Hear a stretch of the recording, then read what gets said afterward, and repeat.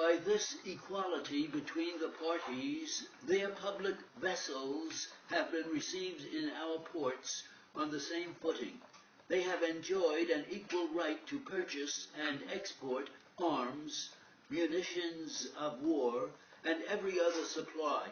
the exportation of all articles whatever being permitted under laws which were passed long before the commencement of the contest. Our citizens have traded equally with both, and their commerce with each has been alike protected by the government. Respecting the attitude which it may be proper for the United States to maintain hereafter between the parties, I have no hesitation in stating it as my opinion that the neutrality heretofore observed should still be adhered to. From the change in the government of Spain and the negotiation now depending, invited by the Cortes and accepted by the colonies, it may be presumed that their difference will be settled on the terms proposed by the colonies. Should the war be continued, the United States, regarding its occurrences, will always have it in their power to adopt such measures, respecting it as their honor and interest may require.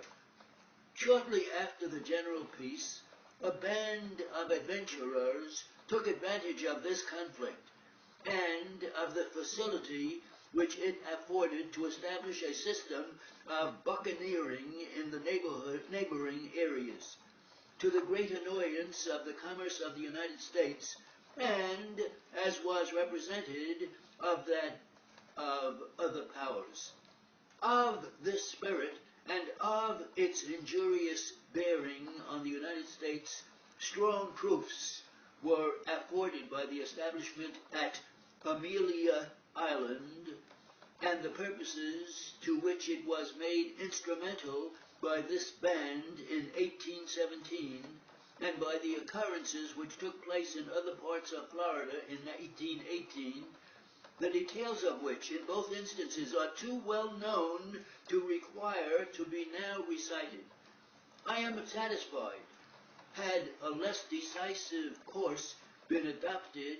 that the worst consequences would have resulted from it. We have seen that these checks, decisive as they were not sufficient to crush that piratical spirit. Many culprits brought within our limits have been condemned to suffer death, the punishment due to that atrocious crime. The decisions of upright and enlightened tribunals fall equally on all whose crimes subject them by a fair interpretation of the law to its censure. It belongs to the executive not to suffer the executions under these decisions to transcend the great purpose for which punishment is necessary. The full benefit of example being secured, policy as well as humanity equally forbids that they should be carried further. I have acted on this principle,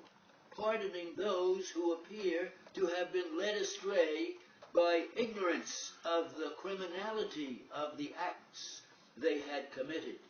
and suffering the law to take effect on those only in whose favor no extenuating circumstances could be urged. Great confidence is entertained that the late treaty with Spain, which has been ratified by both the parties, and the ratifications whereof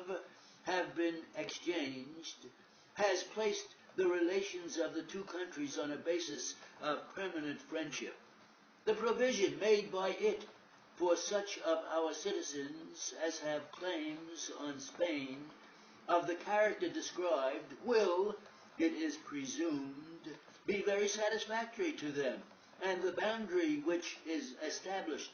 between the territories of the parties westward of the Mississippi, heretofore in dispute, has, it is thought, been settled on conditions just and advantageous to both.